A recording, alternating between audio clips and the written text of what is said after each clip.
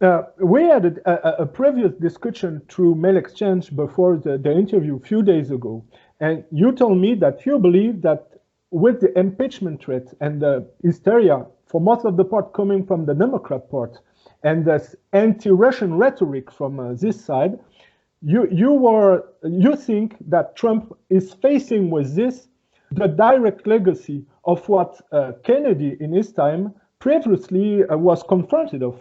Well, it's interesting because there are two precedents for Trump. One is John Kennedy. And Kennedy, of course, was heavily influenced by Eisenhower, who he met with Eisenhower and Douglas MacArthur, the two leading World War II generals, to discuss what should be done in Vietnam. And while we don't know for sure what Kennedy would have done, he was moving away, even in the 50s, from supporting colonialism. If you read some of Kennedy's speeches as a senator in the late 50s, he was attacking British colonialism in Africa. He was speaking in favor of people like Nkrumah of Ghana and even Lumumba.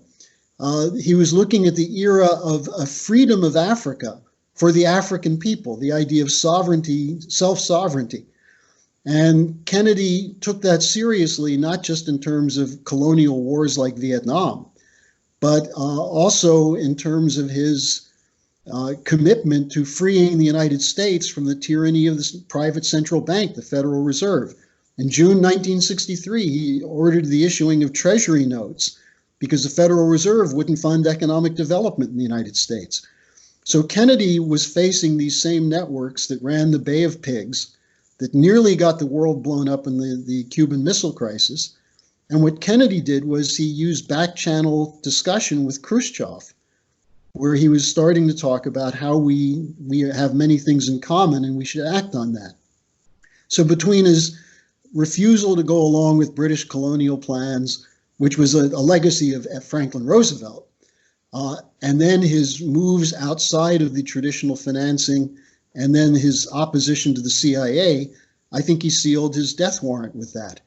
Now, interestingly, there was a little bit of that in Ronald Reagan, and this is something that's not understood by people outside a small group of people.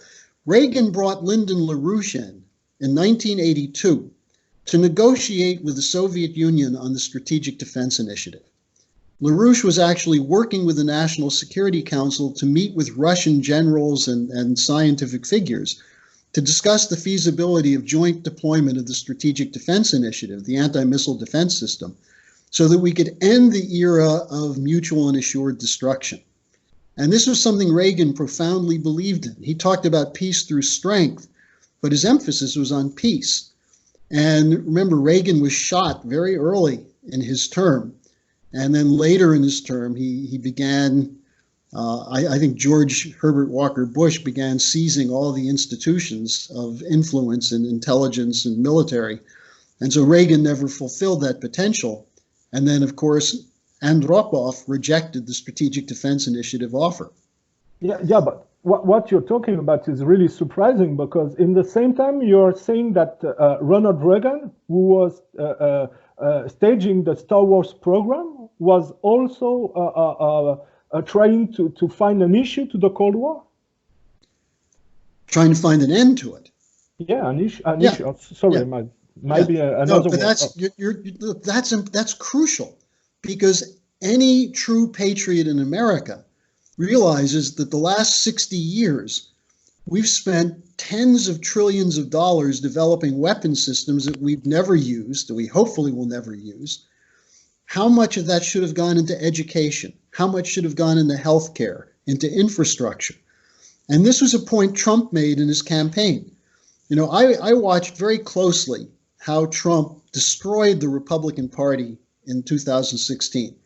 And he went after Jeb Bush as the Bush machine. Yeah, completely dismantling, right. And by destroying Jeb Bush, he destroyed all the other Republicans because they were all Bushies of one sort or another.